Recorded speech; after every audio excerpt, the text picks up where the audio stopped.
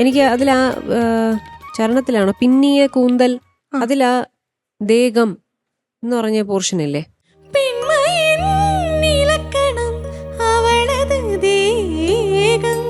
അത് റിപ്പീറ്റ് പാടിയപ്പോ ശരിയാ. ആദ്യം ആ ഗ്ലൈഡ് അങ്ങോട്ട് ശരിയായില്ലായിരുന്നു. അതല്ലാതെ എനിക്കിത് ഇതൊരു ഡിഫിക്കൾട്ട് സോങ് ആണ്. ഇതങ്ങനെ എളുപ്പം പാടി ഫലിപ്പിക്കാൻ പറ്റിയ ഒരു പാട്ടല്ല. പക്ഷെ മോള് മനോഹരമായിട്ട് പാടി. താങ്ക് യു ചേച്ചി. ഒന്ന് പാടാം തുടക്കത്തിൽ.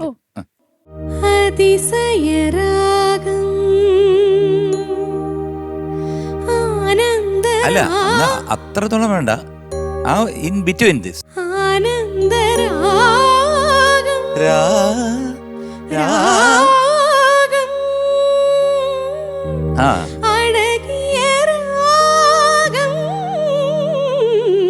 അവിടെ തന്നെ അത് കുറച്ചുകൂടെ ഒന്ന് സോഫ്റ്റ് ആയിട്ട് പാടി നോക്കി.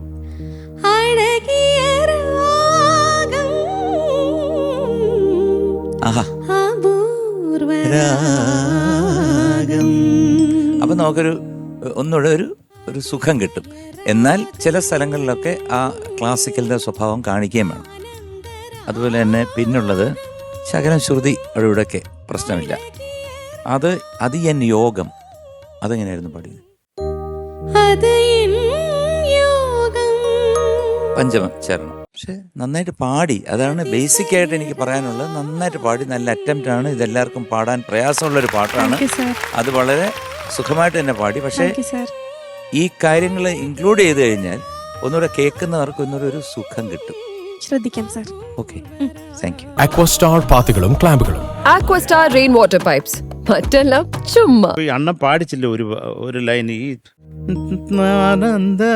രാഗം കഴിഞ്ഞിട്ട് അഴകിയ രാഗം,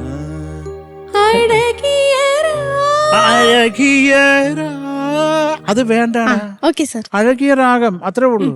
അതിന് അത് പാടുമ്പോൾ പിന്നെ സ്ത്രീകൾ പാടുന്ന പോലെ ആയത്. നമ്മുടെ ഈ റൗണ്ടിന്റെ ഒരു പ്രത്യേകത, അത് എങ്ങനെ പാടിയേക്കുന്നു അങ്ങനെ പാടാന്നുള്ളു. Okay sir. അപ്പൊ അതൊന്ന് നോക്കിക്കോളൂ കേട്ടോ. പിന്നെ പെൺമയിൽ ഇളക്കണം അവളത് ദേഹം, അതൊന്ന് പാടാമോ? അതാ അടുത്തത് മതി. ആ പെൺമയിൽ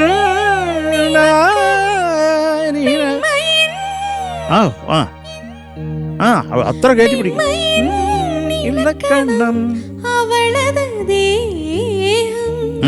ദേഹം. അടുത്തത് അതുപോലെ മിഥിലൈൻ മൈഥിലി. ഒരു പുറം പാർത്താൽ മിഥിലൈൻ മൈഥിലി, മറുപുറം പാർത്താൽ കാവിരി മാധവി.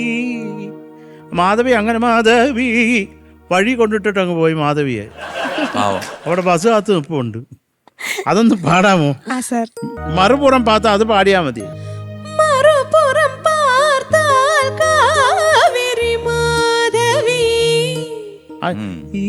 അത് കുറച്ചും കൂടെ സസ്റ്റെയിൻ ചെയ്യൂ.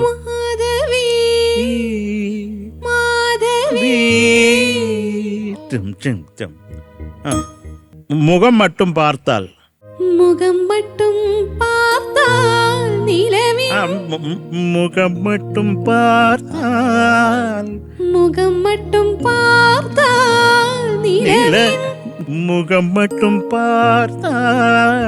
നിലവിൻ എതിരൊളി,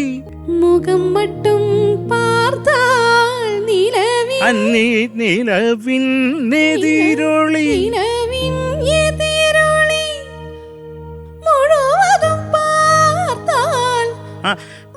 പാർത്താൽ മുഴുവതും പാർത്താൽ അവളൊരു ഭൈരവി, അവളൊരു ഭൈരവി, അവളൊരു ഭൈരവി.